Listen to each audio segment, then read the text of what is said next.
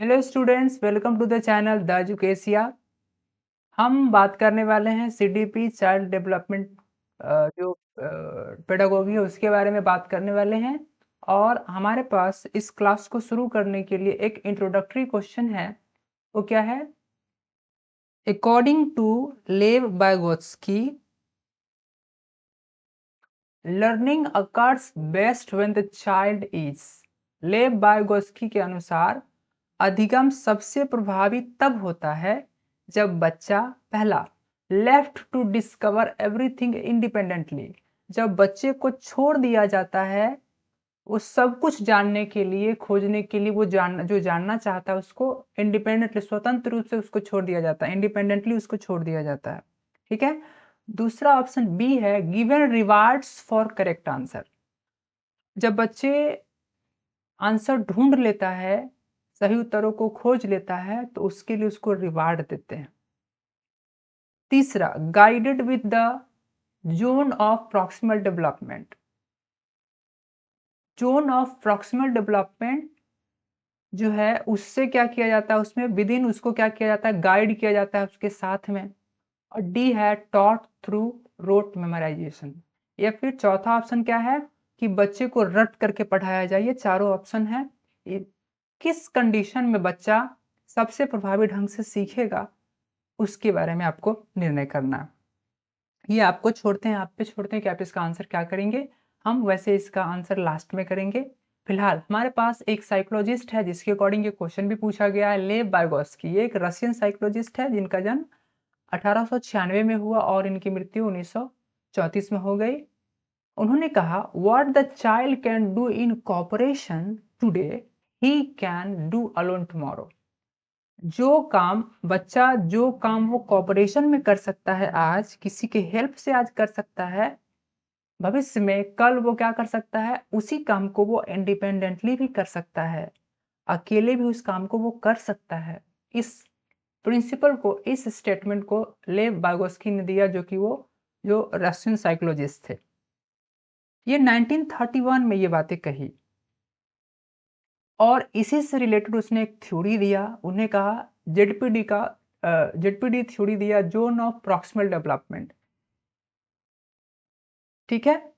इसमें उन्होंने क्या कहा, the zone of proximal development is the range between what a learner can do independently and what they can do with guidance from someone more knowledgeable.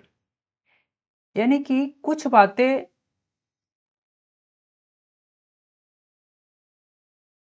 काम ऐसे हैं जो बच्चा खुद से कर सकता है।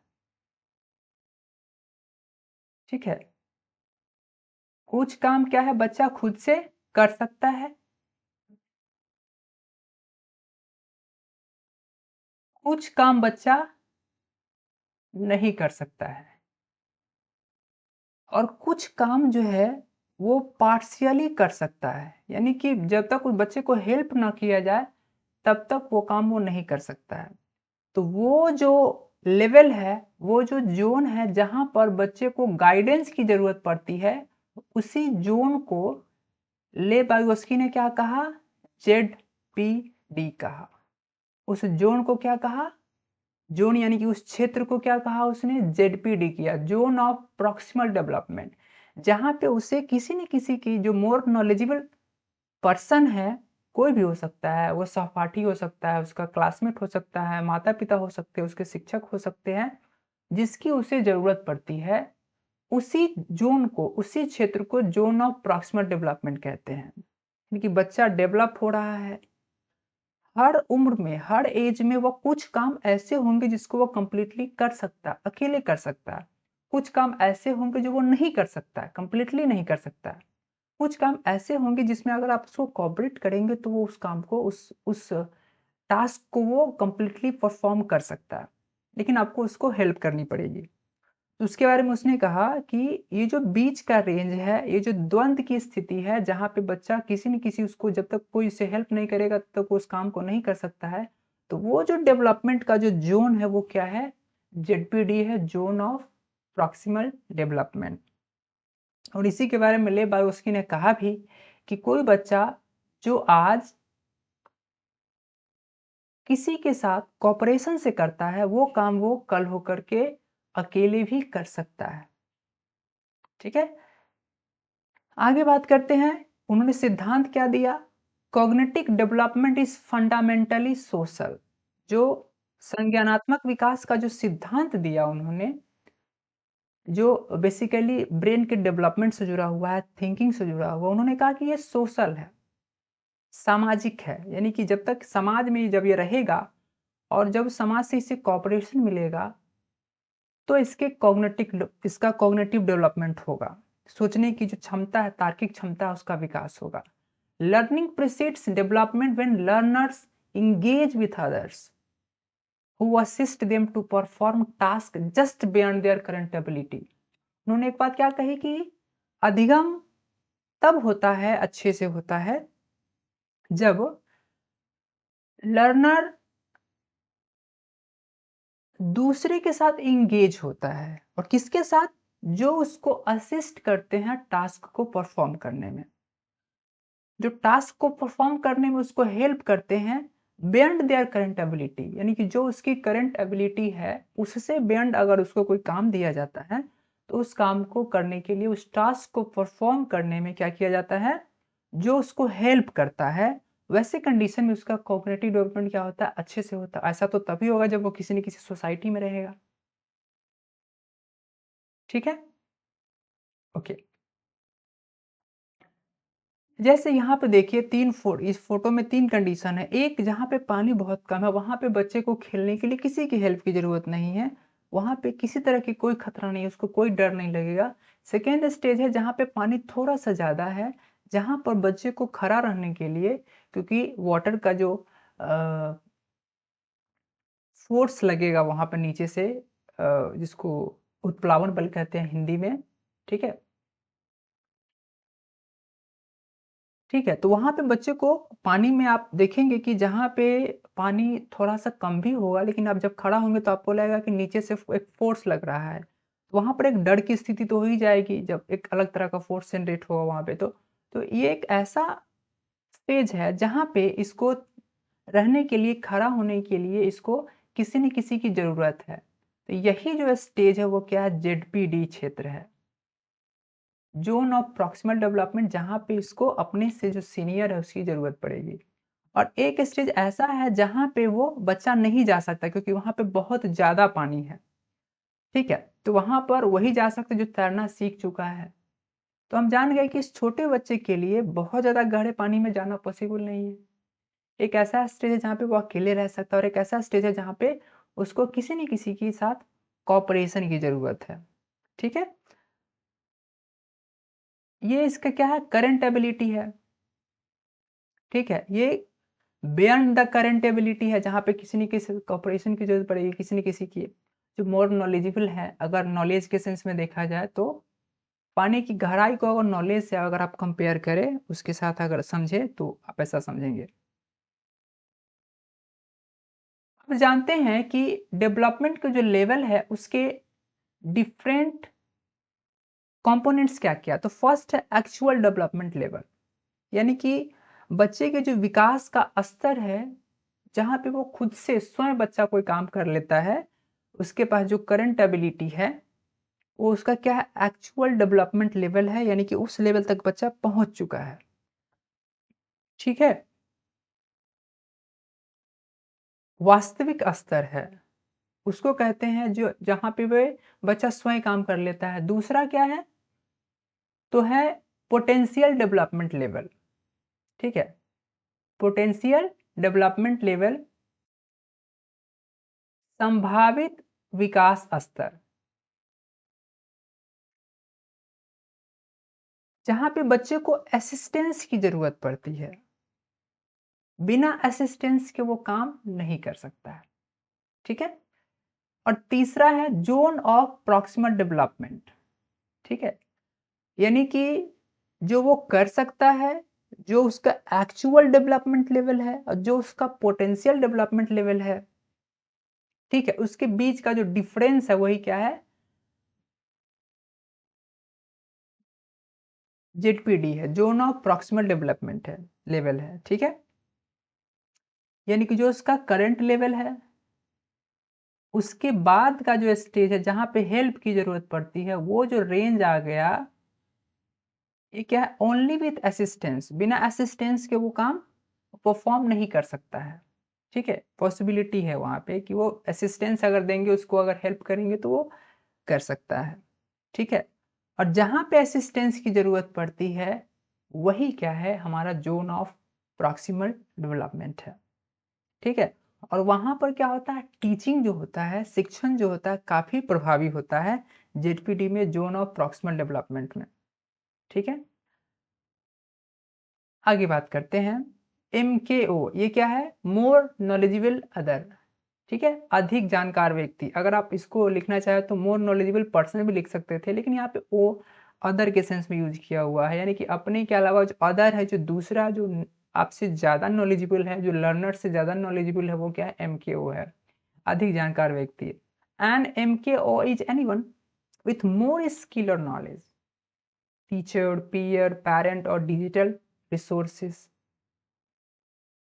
एमके कौन हो सकता है, अधिक जानकार व्यक्ति के फॉर्म में कौन-कौन हो सकता है? तो आपके शिक्षक हो सकते हैं, लर्नर के शिक्षक हो सकते हैं, उसके फ्रेंड्स हो सकते हैं, सहपाठी हो सकते हैं, उसके माता-पिता हो सकते हैं, या फिर शिक्षण सामग्री जो डिजिटल रिसोर्सेज है वो भी हो सकते हैं, जो लर्नर को क्या करेंगे, हेल्प करेंगे। ठीक है? हेल्प करना मीन्स उसको सपोर्ट करना, हेल्प करना, उसको सहायता करना, और उसी प्रोसेस को क्या कहते हैं, स्कैप फोल्डिंग कहते हैं। तो लर्नर एमकेओ से मोर नॉलेजेबल अदर से जो सीखता है, और जो वो जो सहायता प्रदान करता है, जो समर्थन प्रदान करता है एमकेओ लर्नर को, वही क्या है, स्कैप फोल्डिंग है। तो zone of proximal development ZPD में जो जो जो proximal development, zone of proximal development का जो जोन है, उस ज़ोन में स्कैफोल्डिंग के ज़रिए एमकेओ क्या करता है, लर्नर को हेल्प करता है, ठीक है? यानी कि ये जेडपीडी का ज़ोन है, प्रॉक्सिमल डेवलपमेंट,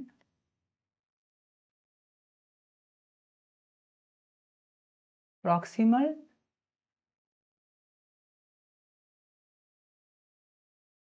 प्रॉक्सिमल डेवलपमेंट का जो ये जो ज़ोन है, इस ज़ोन में क्या है, एक तो लर्नर है, दूसरा एमकेओ है।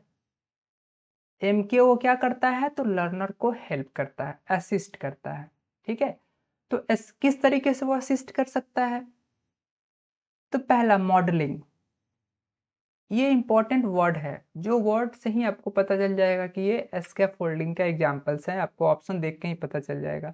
मॉडलिंग, मॉडलिंग में क्या कर सकते हैं teacher, teacher demonstrate the task first, यानी कि करना क्या है उसको क्या करते हैं मॉडलिंग के जरिए। मॉडलिंग में टीचर क्या करते हैं, डेमोन्स्ट्रेट करते हैं, किसी टास्क को देने से पहले उसको क्या करते हैं, डेमोन्स्ट्रेट करते हैं कि इसको करना कैसे है, और इसी को क्या कहते हैं, मॉडलिंग कहते हैं। सेकेंड पॉइंट है हिंट एंड प्रॉम्प्ट, यानी कि short cues that focus attention, कुछ ऐसे क्यूज देना, ऐसे कुछ संकेत देना जिससे बच्चे को ये दिशा तय करने में, जिससे वो दिशा तय कर सके, ऐसे कुछ हिंट देना, कुछ दिशा निर्देश देना, ताकि बच्चे उसको समझ करके उस टास्क को कंप्लीट कर सके, ठीक है? And the third is think allowed, इसका मीनिंग क्या हुआ, teacher verbalise thought process while solving. अब क्या करते हैं, जो बड़े बच्चे अगर किसी प्रॉब्लम को सॉल्व करेंगे तो वो बोलेंगे नहीं, वो मन ही मन सोचते रहते हैं, अच्छा ये होगा, ये नहीं होगा, ये इसलिए नहीं होगा क्योंकि ऐसा होगा तो ऐसा हो जाएगा। तो जो बातें बड़े, जो एडल्ट है, वो मन ही मन करते हैं, बिना बोले हुए करते हैं, आप बच्चे के सामने जो आप दिमाग में एडल्ट जो प्रोसेस करते हैं, उस प्रोसेस को अगर आप बोलते हैं बच्चों के सामने, तो बच्चे समझ जाते हैं कि हाँ, कुछ इसी तरीके से हमको सोचना है। तो एक तरीके से आप क्या करते हैं, जो सोचते हैं, जो बात ब्रेन में चल रही है, वो बातें गलत भी हो सकती है, सही भी हो सकती है, लेकिन वो कैसे आप सोच रहे हैं, स्टेप बाय स्टेप कैसे आप आगे बढ़ रहे हैं, ये तो अपने ब्रेन में आप सोच रहे हैं, बच्चे को कैसे पता चलेगा कि आप कैसे सोचा जाता है? तो जो आप सोच रहे हैं उसको बोल करके भी बताना कि किस तरीके से ब्रेन में आप स्टेप बाय स्टेप चल रहे हैं। तो यही क्या थिंक अलाउड है, जो आप सोच रहे हैं उसको वर्बलाइज़ करके बच्चे को बताना। 4 है, नहीं कहते हैं अच्छा ऐसे होगा। Task simplification, break task into smaller manageable steps. किसी भी टास्क को परफॉर्म करने के लिए, पूरा करने के लिए, कंप्लीट करने के लिए अगर बहुत बड़ा टास्क उसको छोटे-छोटे पार्ट में अगर बाँट दिया जाए तो उसको करना आसान हो जाएगा। बच्चे के सामने जो बड़ा-सा टास्क है उसको सिंप्लीफाई करके उसके सामने रखना, इससे भी क्या होगा, बच्चे को हेल्प मिलेगी उस टास्क को परफॉर्म करने में। नेक्स्ट है क्वेश्चनिंग, यानी कि open ended question that lead to reflection. कुछ ऐसे क्वेश्चन बच्चे के सामने रखना जिस क्वेश्चन में कुछ ऐसा कुछ हिंट हो, या फिर उसको जब भी वो उसका आंसर करने की कोशिश करे तो जिसको मेन टास्क जो दिया गया था पहले से उसको परफॉर्म करने के लिए, उससे रिलेटेड उसको कुछ क्लू मिल जाए। तो क्वेश्चनिंग के जरिए भी बच्चे को समझाया जा सकता है, ठीक है? क्योंकि क्वेश्चन में ही कुछ-कुछ हिंट छिपे होते हैं जो उसको टास्क परफॉर्म करना है। एंड सिक्स्थ है फीडिंग। फीडिंग क्या होता है? Gradually reduce help as learner gain competence. बच्चे को आप हेल्प कर रहे हैं तो स्वाभाविक सी बात है वो उसमें कॉम्पिटेंस गेन करेगा, धीरे-धीरे उसमें आत्मनिर्भरता तो आती ही जाएगी ना। तो क्या करना है, वैसे कंडीशन में धीरे-धीरे जो आपका जो सपोर्ट है, जो हेल्प है उसको धीरे-धीरे रिड्यूस करना, और इसी को कहते हैं फीडिंग। ग्रेजुअली रिड्यूस हेल्प, धीरे-धीरे जो हेल्प है, जो सपोर्ट है उसको धीरे-धीरे हटाना, इसे ही क्या कहते हैं, फीडिंग कहते हैं। ठीक है? अब आगे बढ़ते हैं। Classroom strategy for teacher. अब शिक्षक क्लासरूम में कौन-कौन सी स्ट्रैटेजी का यूज़ कर सकते हैं बच्चे को पढ़ाने के लिए, समझाने के लिए? तो पहला है डायग्नोज करंट लेवल। जब तक आप बच्चे के करंट लेवल को डायग्नोज नहीं कर पाएँगे, तब तक आप कैसे बच्चे को पढ़ाएँगे? So first diagnose current level, use quick pretest और probes to find actual level. यानी कि कुछ ऐसे टास्क दीजिए जिससे कि आप अंदाज़ा लगा सकें, पता लगा सकें कि बच्चे का एक्चुअल लेवल है क्या? ठीक है? दूसरा पॉइंट है set task slightly beyond current ability. अब आपको तो करंट लेवल का आपने डायग्नोस कर लिया है, पता लगा लिया है, तो अब आप कुछ वैसे टास्क दीजिए जो स्लाइटली क्या हो, करंट एबिलिटी से थोड़ा-सा ज़्यादा हो। डिजाइन टास्क विथ जेडपीडी, और साथ में आप क्या कीजिए, जेडपी यानी कि ज़ोन ऑफ प्रॉक्सिमल डेवलपमेंट जो आपने पढ़ा है, जो स्कैफोल्डिंग जिसमें आप हेल्प करते हैं बच्चों को, इस बात का ध्यान रखते हुए कुछ इस तरीके से उसको हेल्प कीजिए, टास्क बनाइए कि आप उसको हेल्प भी कर सके। आप 2 काम कर रहे हैं। एक काम क्या कर रहे हैं, जो करंट एबिलिटी है उससे थोड़ा-सा ही ऊपर लेवल का क्वेश्चन दे रहा है और साथ में आप उसको सपोर्ट भी कर रहे हैं। तो बच्चे को सीखने में क्या होगी? आसानी होगी। टास्क को परफॉर्म करने में आसानी होगी, उसको कॉम्पिटेंस गेन करने में क्या होगा, हेल्प मिलेगा।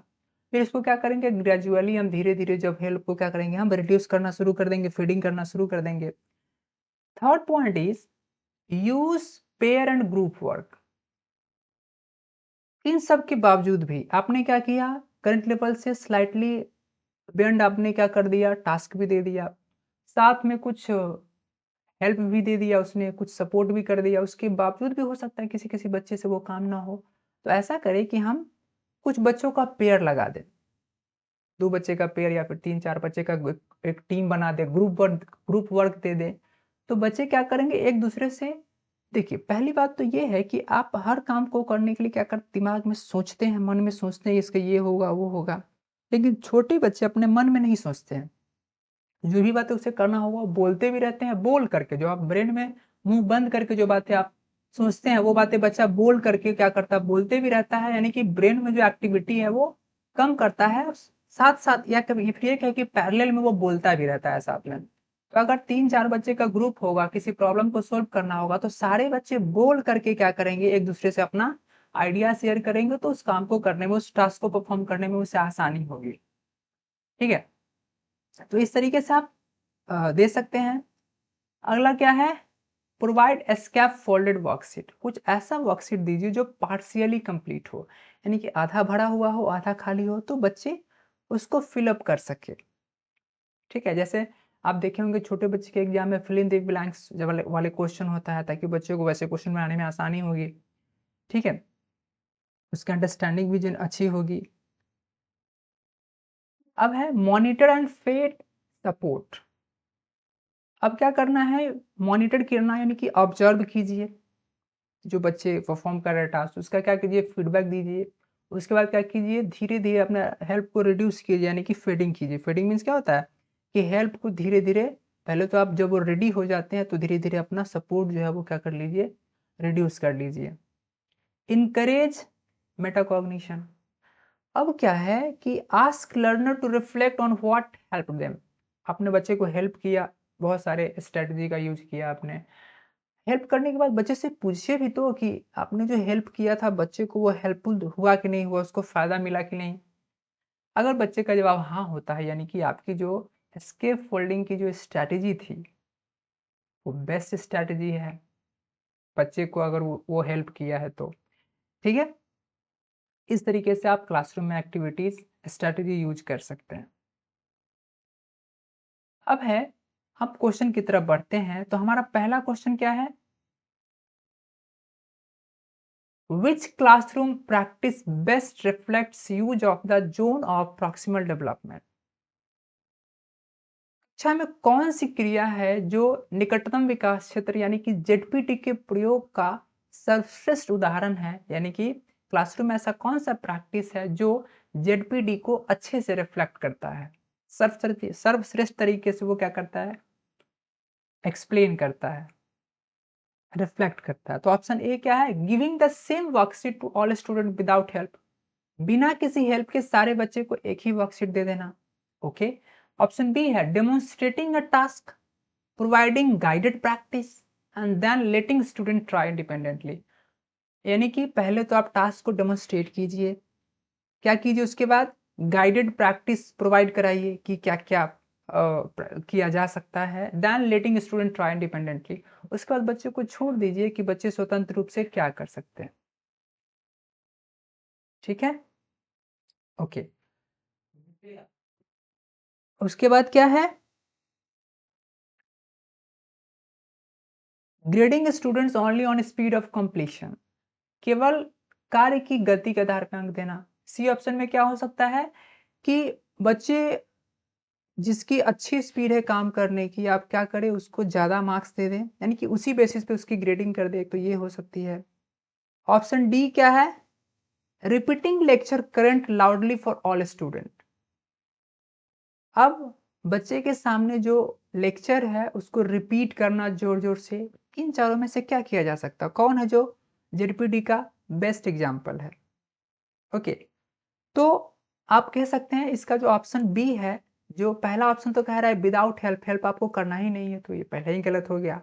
ऑप्शन बी में कहता है कि टास्क को डेमोन्स्ट्रेट कीजिए, यानी कि आप हेल्प कर रहे हैं बच्चे को। और जेडपीडी जो बात करता है, जोन ऑफ प्रॉक्सिमल डेवलपमेंट जो बात करता है, उसमें क्या करते हैं, एस्केप फोल्डिंग की एस्केप फोल्डिंग, यानी कि आप बच्चे को हेल्प करते हैं उस टास्क को परफॉर्म करने के लिए। जोन ऑफ प्रॉक्सिमल डेवलपमेंट का मतलब ही है कि बच्चा खुद से पूरा काम कंप्लीट नहीं कर सकता, वहाँ पे किसी न किसी की हेल्प की उसे ज़रूरत पड़ेगी। और आप वही तो कर रहे हैं, demonstrating a task, providing guided practice. आप प्रैक्टिस करने के लिए गाइड भी कर रहे हैं उसको, और साथ में देन लेटिंग स्टूडेंट्स ट्राई इंडिपेंडेंटली, उसके बाद बच्चे को इंडिपेंडेंट छोड़ दे रहे हैं काम करने के लिए। तो ये तो जेडपीटी को अच्छे से एक्सप्लेन करता है। ठीक है, तो क्या हो जाएगा, ऑप्शन बी हो जाएगा इसका आंसर। नेक्स्ट क्वेश्चन क्या है, which teacher action best uses the zone of proximal development. इनमें से कौन शिक्षक का बेस्ट एक्शन है जो जोन ऑफ प्रॉक्सिमल डेवलपमेंट को क्या करता है, यूज करता है? पहला, give identical task to all student without help, बिना हेल्प के सारे बच्चे को एक ही टास्क दे दीजिए। ठीक है। दूसरा ऑप्शन है give a difficult task with no modelling, यानी कि बच्चे को टास्क डिफिकल्ट टास्क दे दीजिए और कोई एग्जाम्पल मत मुझे बताइए, कोई कुछ भी मत समझाइए, देन ग्रेड स्ट्रिक्टली। और इसके बाद लास्ट में जो आप ग्रेडिंग कीजिएगा, स्ट्रिक्टली ग्रेडिंग कीजिए। सी क्या, demonstrate a task, give guided practice, then withdraw support. क्या कीजिए, टास्क को डेमोन्स्ट्रेट कीजिए, give guided practice, then withdraw support. उसको गाइडेड प्रैक्टिस दीजिए, उसके बाद क्या कीजिए, अपना सपोर्ट को वापस ले लीजिए धीरे धीरे ग्रेजुअली। और डी है ask student to memorise definitions aloud repeatedly. और डी क्या है, बच्चों से जोर जोर से रट्टा लगाने के लिए बोलिए। ठीक है, तो इसमें क्या होगा, ऑप्शन सी होगा। जहां पे हेल्प करने की बात होगी वही क्या होगा, जोन ऑफ प्रॉक्सिमल डेवलपमेंट होगा, क्योंकि जोन ऑफ प्रॉक्सिमल डेवलपमेंट ऐसा प्रॉक्सिमल डेवलपमेंट का ऐसा जोन के बारे में हम बात कर रहे हैं जहाँ पे बच्चे को हेल्प की ज़रूरत पड़ती ही पड़ती है। तो जहाँ भी आप हेल्प कर रहे हैं यानी कि आप जेडपीडी को सपोर्ट कर रहे हैं, उसको एक्सप्लेन कर रहे हैं। और वो प्रोसेस किस प्रोसेस के थ्रू होगा? तो स्कैप फोल्डिंग के प्रोसेस के थ्रू होगा। उसको हेल्प कौन करेगा? तो एमकेओ करेगा, मोर नॉलेजेबल अदर। ठीक है। क्वेश्चन नंबर 3 क्या? Which is an example of scaffolding in reading? पढ़ने में स्कैप फोल्डिंग का सबसे अच्छा उदाहरण क्या है जिससे कि पढ़ने में उसको हेल्प मिल सके? पहला, लंबा अनुच्छेद देकर उसे याद करने के लिए कहना। तो पढ़ने में तो आप हेल्प कर ही नहीं रहे हैं, लंबा सा अनुच्छेद दे दिए। उसके बाद क्या है? Providing sentence starters and think aloud modelling with reading. अब क्या कीजिए? सेंटेंस स्टार्टर प्रोवाइड करा दीजिए, यानी कि पठन के दौरान वाक्य को शुरू करने वाले जो शब्द है उसके बारे में एक्सप्लेन कर दीजिए उसको, और कैसे सोचेंगे, सोचते हुए कुछ उदाहरण दीजिए। थिंक अलाउड, आपको ये वर्ड याद होगा, थिंक अलाउड, मॉडलिंग, ये सारे के सारे स्कैफोल्डिंग का वर्ड है। Punishing mistakes in pronunciation publicly, और गलत प्रोनाउंसिएशन करता है तो उसको सबके सामने पनिश कीजिए। और डी क्या? Asking student to copy the whole text silently, या फिर सारे छात्रों से कहिए कि चुपचाप मौन होकर के नकल करो। नकल करने के लिए उसको बोलिए। तो इसमें से क्या होगा जो स्कैफोल्डिंग का अच्छा एग्जाम्पल है? तो ऑप्शन बी होगा। तो कुछ वर्ड ही आपको ये बता देते हैं कि उसका आंसर क्या होगा। What does more knowledgeable other mean? MKO का क्या मतलब है? जिसके पास ज्यादा नॉलेज हो, कोई भी सहपाठी जो सीखने वाले से छोटा हो, जो लर्नर है उससे जो छोटा होगा, छोटा यानी कि एज में छोटे की बात कर रहा है, वो एमकेओ होगा। बिल्कुल गलत, नॉलेज की बात हो रही है। अ पर्सन और रिसोर्स विथ ग्रेटर नॉलेज और स्किल हु हेल्प्स लर्निंग, वैसा व्यक्ति या साधन जिसके पास अधिक ज्ञान या कौशल हो जो लर्नर को सीखने में मदद करे। ऑप्शन सी है text book that learners never interact with, वैसा टेक्स्ट बुक जिसको लर्नर कभी नहीं पढ़ता है, उसको कहेंगे एमकेओ। या फिर D, a rule that student must follow silently, या फिर वैसा रूल, नियम जिसको स्टूडेंट को क्या करना चाहिए? मौन रूप से उसे फॉलो करना होता है वो। इसमें से कौन सा ऑप्शन होगा जो एमकेओ को एक्सप्लेन करेगा? मोर नॉलेजेबल पर्सन है कि जिसके पास ज्यादा ज्ञान हो। यहाँ पर उम्र से कोई लेना देना नहीं है। क्वेश्चन नंबर 5 क्या? Which assessment method aligns with ZPD principle? इनमें से कौन सा असेसमेंट मेथड है, आकलन की कौन सी, इसमें कौन सी आकलन विधि है जो जेडपीडी को सपोर्ट करता है, जेडपीडी के प्रिंसिपल को सपोर्ट करता है? पहला, static test only at the end with no support, यानी कि परीक्षा के खत्म हो जाने के बाद क्या करना, उस पे स्टैटिक टेस्ट लेना है। एट द एंड सब कुछ पढ़ा देने के बाद टेस्ट ले लीजिए, ठीक है, बिना किसी सपोर्ट के। बी क्या? Dynamic assessment, test teach retest with mediation. क्या कीजिए? पहले उसको पढ़ाइए, टेस्ट लीजिए, उसके बाद क्या खामियां हुई नहीं हुई उसको फिर से क्या कीजिए? रीटेस्ट लीजिए, और उसके बाद मेडिएशन कीजिए, मध्यस्थता कीजिए, उसको समझाइए कि क्या गलत क्या सही, उसके बीच मध्यस्थता कीजिए कि क्यों गलत हुआ। C, timed drill focusing on speed alone, और अगला क्या है कि समयबद्ध प्रयास कराइए, केवल गति पे ध्यान देने वाला प्रयास कराइए, ठीक है, जिससे कि वो जल्दी कर ले उसको। D, grading on hand writing neatness only, या फिर केवल लिखावट की जो साफ सुथरी है इसी के आधार पर जिसकी अच्छी राइटिंग होगी उसको अच्छे मूल्यांकन, अच्छे नंबर दे दीजिए। तो इसमें से क्या होगा जो जेडपीटी को सपोर्ट करता है? तो ऑप्शन बी होगा, क्योंकि आप टेस्ट ले रहे हैं, गलती हुई तो फिर से सिखा रहे हैं, उसको हेल्प कर रहे हैं, फिर से रीटेस्ट ले रहे हैं उसका, फिर से टेस्ट ले रहे हैं, और साथ में उसको समझा भी रहे हैं, मेडिएशन भी कर रहे हैं, ठीक है। तो ये क्या कर, जेडपीडी को सपोर्ट कर रहा है। क्वेश्चन नंबर 6 क्या? Which peer arrangement best utilises ZPD in classroom? Classroom में वो कौन सा पीयर अरेंजमेंट है, सहपाठियों की ऐसी कौन सी व्यवस्था है जो कक्षा में जेडपीडी को सपोर्ट करता है, जेडपीडी को अच्छे से यूटिलाइज करता है? First, pairing highest achiever together only, जो अच्छे अच्छे स्टूडेंट है, जो सॉफ्टेस्ट छात्र उसको एक साथ पेयर बना दीजिए, पहला ए ऑप्शन है। ऑप्शन बी क्या है? Random grouping with no roles और सपोर्ट, बिना किसी रोल बिना किसी सपोर्ट का रैंडमली किसी के साथ किसी का ग्रुपिंग कर दीजिए। C, pairing a slightly stronger peer with learner with targeted prompts, यानी कि जो स्ट्रॉन्गर पेयर है जो थोड़ा मजबूत सहपाठी है उसको जो लक्षित संकेत यानी कि जो टारगेटेड प्रॉम्प्ट्स के साथ जो कमज़ोर बच्चे हैं, जो लर्नर है, उसके साथ उसको ग्रुप पेयरिंग कर देना। और D isolating low achievers for independent silent work. कम प्रदर्शन करने वाले बच्चों के छात्रों को अलग करके उसको मौन रूप से स्वतंत्र कार्य करने के लिए छोड़ देना है कि तुम अलग से अपना काम करो। ठीक है? जो अच्छे स्टूडेंट नहीं है उसको अलग कर देना। तो ऑप्शन सी होगा, क्योंकि यहाँ पे आप क्या कर रहे हैं, एक अच्छे स्टूडेंट का जो स्लाइटली स्ट्रॉन्गर है पीयर है, जो लर्नर से थोड़ा सा ज़्यादा अच्छा है, उसके साथ उसको फिट कर दिए तो क्या हो, एक दूसरे से जो कमज़ोर बच्चे हैं उसको अपने से जो थोड़ा सा ज़्यादा जानता है उसके साथ उसको हेल्प लेने में उससे वो हेल्प ले सकता है। ठीक है? कोऑपरेट उसके साथ कर सकता है, कोऑपरेशन के साथ वो सीख सकता है। ओके। क्वेश्चन नंबर 7 क्या है? Which teacher question best scaffolds for problem solving? इसमें से कौन सा शिक्षक का प्रश्न है, क्लासरूम में शिक्षक प्रश्न पूछेंगे तो ऐसा इसमें से कौन सा प्रश्न है जो प्रॉब्लम सॉल्विंग को अच्छे से स्कैफोल्डिंग के लिए सबसे अच्छा उदाहरण है प्रश्न पूछ करके हेल्प करने का? तो पहला, प्रश्न पूछ के भी तो हेल्प करते हैं, क्वेश्चनिंग में क्या है, स्कैफोल्डिंग का ही पार्ट है। तो कौन सा सबसे अच्छा प्रश्न है जो बच्चे को हेल्प करेगा? तो पहला, why did you get this answer, tell me nothing else. तुमने यह उत्तर क्यों दिया, कुछ ना बताना, कैसे किया, कहाँ से किया, कोई मतलब नहीं है। ऑप्शन बी है, what is the first step you can try and why. आप यहाँ पे कौन सा फर्स्ट स्टेप आप यूज कर सकते हैं, कौन सा पहला स्टेप है जो आप आजमा सकते हैं और क्यों, आप मुझे बताइए। जब वो बच्चा इस स्टेप को बताएगा तो स्वाभाविक बात है आपके चेहरे के हाव भाव बच्चे को हेल्प करेंगे कि हमने जो तरीका यूज किया वो सही है कि नहीं। ठीक है? C, memorise the solution I give and repeat it letter.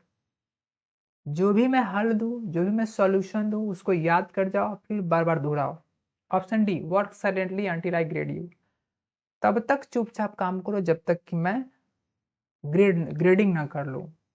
ठीक है? तो क्या होगा? ऑप्शन बी होगा, जहाँ पे बच्चे को आप कहीं न कहीं सपोर्ट कर रहे हैं। ओके। क्वेश्चन नंबर 8 क्या है? Which practice is more inclusive for a multilanguage classroom? बहुभाषी कक्षा में ऐसा कौन-सा क्या करेंगे कि वो इंक्लूसिव होगा, समावेशी होगा, सबको जोड़ने वाला होगा, इकट्ठा करने वाला, लोगों को यूनिटी उसमें आएगी। पहला, insist only one language and penalise use of other.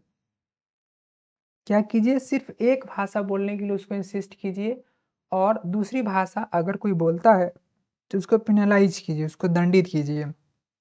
Option B, provide instructions and key vocabulary in students home language alongside the medium of instruction. या फिर ये कीजिए कि जो मीडियम ऑफ इंस्ट्रक्शन है उसके अलग जो क्लासरूम में जो पढ़ाई जाती है जिस भाषा में, जो इंस्ट्रक्शन का जो मीडियम ऑफ इंस्ट्रक्शन है, जो लैंग्वेज, उसके अलावा बच्चे को, जैसे कि आप हिंदी भाषा में आप पढ़ा रहे हैं क्लासरूम, कोई देहात गांव सुदूर के बच्चे वहां पढ़ते हैं, तो हो सकता है कुछ हिंदी के शब्द उसको समझ में ना आए, तो आप देहाती भाषा में ही उसको कुछ शब्द वगैरह बता सकते हैं कि इसका कहने का मतलब ये है, देहाती लैंग्वेज में उसको समझाएं, जो उसका लोकल रीजनल लैंग्वेज है उसमें उसको समझा दे, तो आप ऐसा कर सकते हैं। Option C, ignore language differences and proceed as usual. जो लैंग्वेज डिफरेंसेज है उसको इग्नोर कर दीजिए और जैसे आप पढ़ाते हैं, जो मीडियम ऑफ इंस्ट्रक्शन है उसी भाषा में आप पढ़ाते रहिए। Option D, allow only written responses in the medium language. सिर्फ आप उसी रिटन रेस्पॉन्स, उसी का आप रिस्पॉन्स कीजिए जो इन द मीडियम लैंग्वेज, जो क्लासरूम का जो लैंग्वेज है उसमें वो लिखा हुआ हो, सिर्फ उसी को आप क्या कीजिए, सपोर्ट कीजिए। तो इसमें से क्या होगा, जो इंक्लूसिव है, सबको साथ रखने वाला, जोड़ने वाला है, तो वो है option B. Fading in scaffolding refers to, fading क्या होता है कि ग्रेजुअली आप पहले तो हेल्प कीजिए और ग्रेजुअली अपना सपोर्ट क्या कीजिए, कम कर लीजिए। तो पहला क्या, increase the amount of help over time, समय के साथ जो आपका हेल्प है उसको भी बढ़ाते जाइए। Option B, quickly stopping all support after first attempt. पहली बार जब प्रयास करता है बच्चा, उसके बाद क्या कीजिए, उस समय तो सपोर्ट कीजिए, उसके बाद क्या कीजिए, अचानक से क्विकली क्या कर दीजिए, अपना सपोर्ट हटा लीजिए। Option C, gradually withdrawing support as learner gains competence. जैसे ही लर्नर सफलता हासिल करता है, कौशलता धीरे-धीरे जैसे ही हासिल करता है, आप धीरे-धीरे अपना सपोर्ट क्या कर लीजिए, विथड्रॉ कर लीजिए, हटा लीजिए। ऑप्शन डी क्या है, repeating the same hint until the end. और अंत तक क्या कीजिए, आप एक ही संकेत को, एक ही हिंट को बार-बार दोहराते रहिए। तो क्या होगा इसमें? ऑप्शन सी होगा। यही क्या है? फेडिंग है। ग्रेजुअली अपना सपोर्ट को विथड्रॉ करना, यही क्या है? फेडिंग है। Which classroom material is best as scaffolded for writing a short paragraph? Short paragraph लिखने के लिए जब बच्चे को देते हैं क्लासरूम में, तो ऐसा आप क्या करेंगे? कौन सा ऐसा क्लासरूम मटेरियल होगा जो बच्चे को हेल्प करेगा? पहला, blank paper only with no prompts. एक खाली पेज दे दीजिए बिना हेल्प के। दूसरा, वर्ड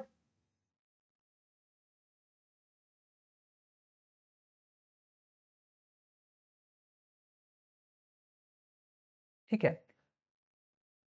दूसरा क्या है?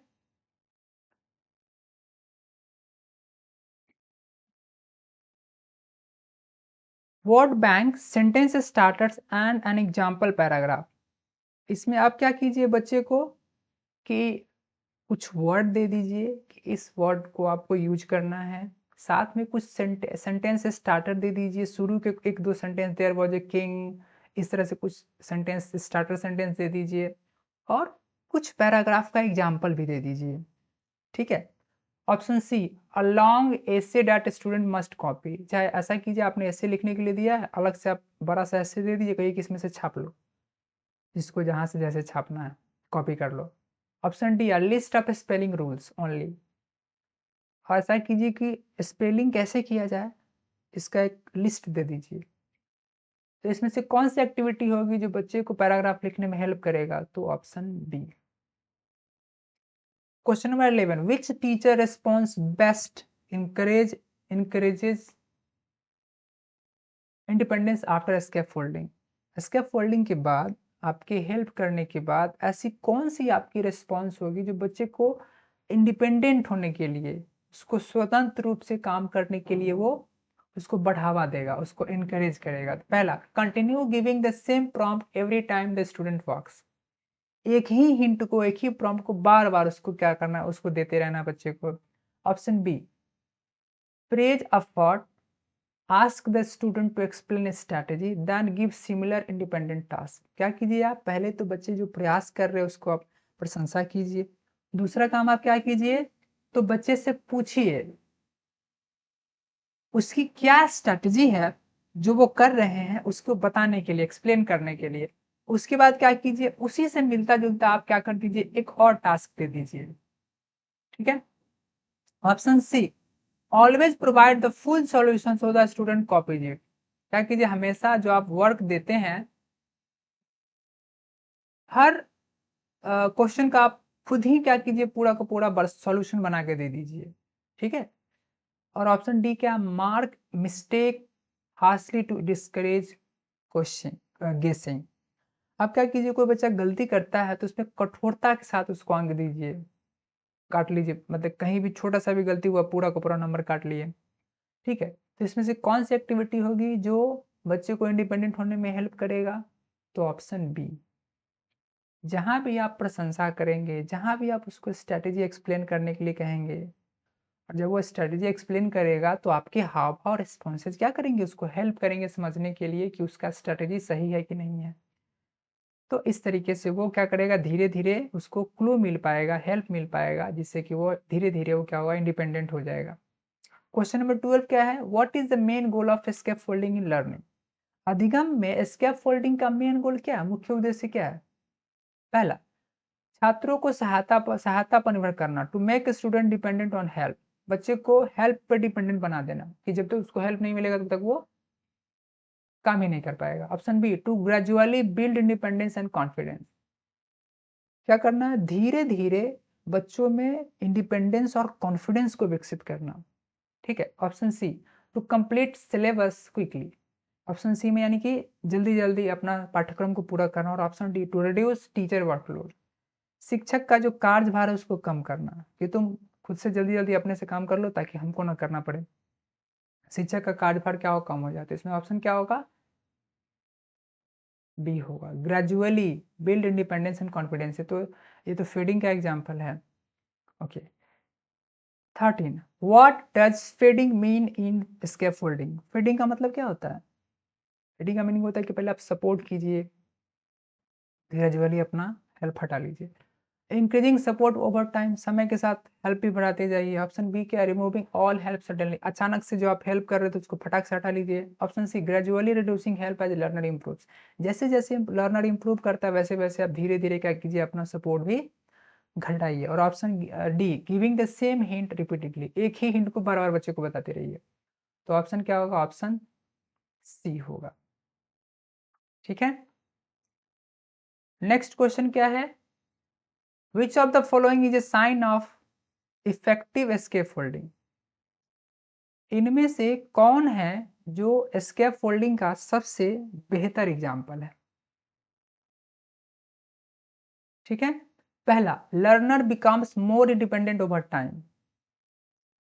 लर्नर धीरे धीरे समय के साथ जब वो स्वतंत्र हो जाता है, समय के साथ वो स्वतंत्र हो जाता है। स्कैफोल्डिंग का क्या ये इफेक्टिव साइन है? दूसरा, learning always needs the same help. Learner को हमेशा एक ही हेल्प की जरूरत पड़ती है, एक ही जैसे हेल्प की जरूरत पड़ती है। और option C, learner avoid difficult task. Learner जो है वो क्या करता है? डिफिकल्ट टास्क को अवॉइड करता है। आपके एस्केप इफेक्टिव एस्केप फोल्डिंग के बावजूद teacher gives answer directly, teacher खुद ही आंसर बता देता है। इनमें से कौन सा है जो आपके जो इफेक्टिव एस्केप फोल्डिंग का ये साइन है? आपने अच्छे से उसको हेल्प किया है, सहायता किया है सीखने में, उसका कौन सा एग्जाम्पल, कौन सी लाइन है जो इस बात को सपोर्ट करता है? तो इसमें क्या है? पहला, जब आपने बच्चों को सपोर्ट किया है तो धीरे धीरे तो उसको इंडिपेंडेंट हो जाना चाहिए, उसको कॉन्फिडेंस उसमें आ जानी चाहिए, अगर आपका स्कैफोल्डिंग इफेक्टिव है तो। विच इंस्ट्रक्शनल स्ट्रैटेजी सपोर्ट्स जेडपीटी। इसमें से कौन सी शिक्षण नीति है, टीचिंग स्ट्रैटेजी है, इंस्ट्रक्शनल स्ट्रैटेजी है जो जेडपीटी को सपोर्ट करता है, जोन ऑफ प्रॉक्सिमल डेवलपमेंट को सपोर्ट करता है? First, giving task far beyond learners ability. बच्चे को जो लर्नर की जो एबिलिटी है उसे काफी उच्च स्तर की कठिन कार्य उसको दे देना। Option B, providing guided task just beyond current level. बच्चे का जो करंट लेवल है उससे जस्ट ऊपर लेवल का थोड़ा सा कठिन काम देना और साथ में उसको मार्गदर्शन भी कर देना। Option C, repeating known task only, और बच्चे को जो पहले से पता है वही टास्क बार बार देना, ऑप्शन सी में है। और ऑप्शन डी क्या, इग्नोरिंग लर्नर्स करंट लेवल। और ऑप्शन डी क्या, बच्चे का जो करंट लेवल है, जो वर्तमान स्तर, उसको इग्नोर कर देना। क्या जेडपीटी को कौन सपोर्ट करता है? तो option B. Which of the following is not a scaffold. इसमें से कौन है जो स्कैफोल्ड नहीं है, यानी कि आप हेल्प करने की एक्टिविटी नहीं है बच्चे को? पहला, वर्ड बैंक फॉर राइटिंग, लिखने के लिए शब्द बैंक देना।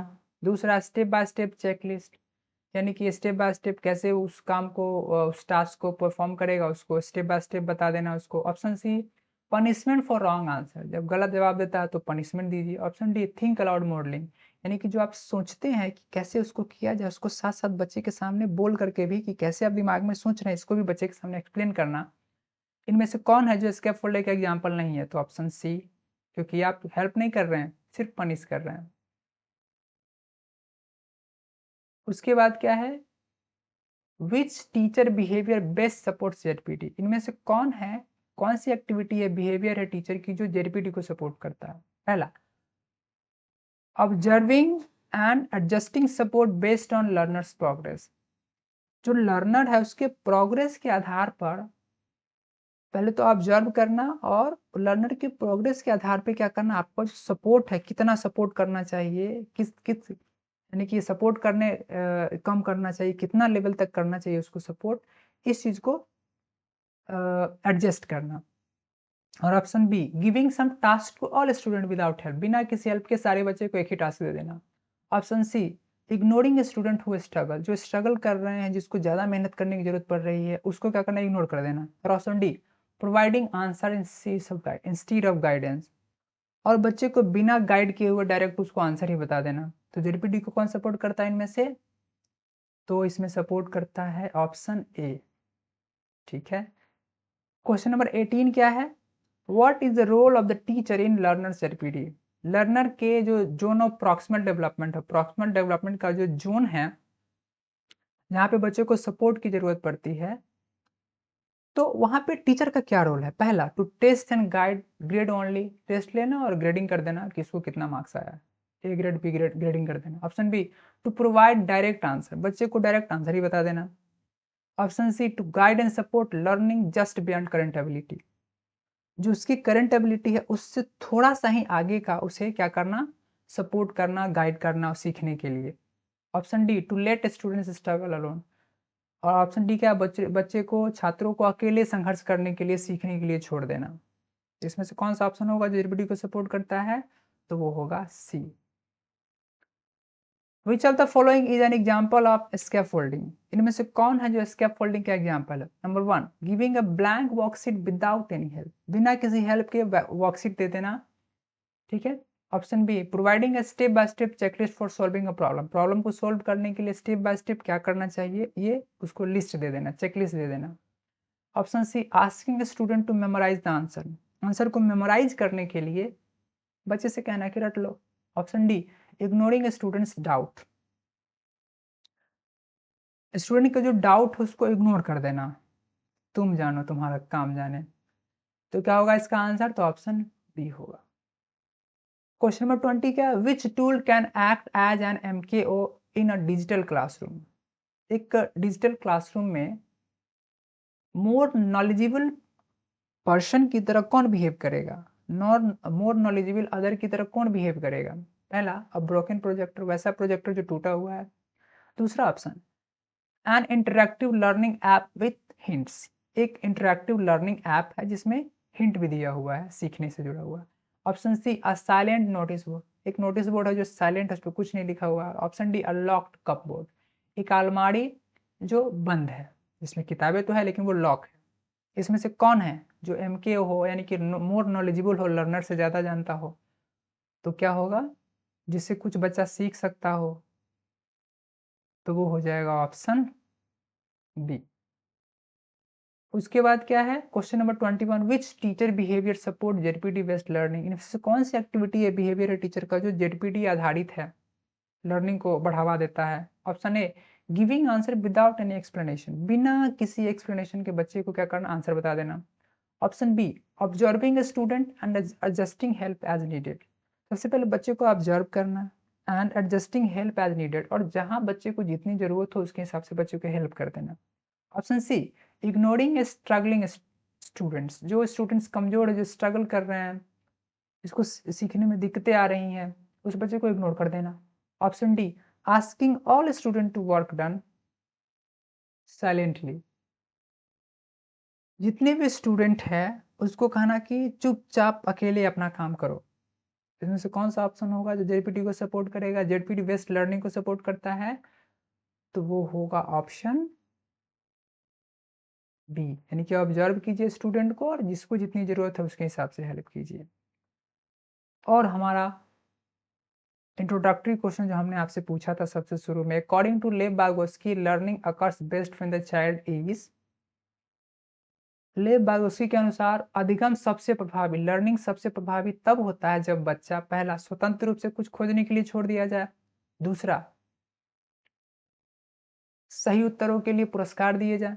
तीसरा, निकटतम विकास क्षेत्र यानी कि ZPD guided with the zone of proximal development, यानी कि जेडपीडी के साथ उसको गाइड भी किया जाए, स्केप फोल्डिंग भी दिया जाए, सहायता भी दिया जाए, उसको हेल्प भी दिया जाए, हिंट भी दिया जाए, और साथ में ऑप्शन डी, रटकर बढ़ाया जाए।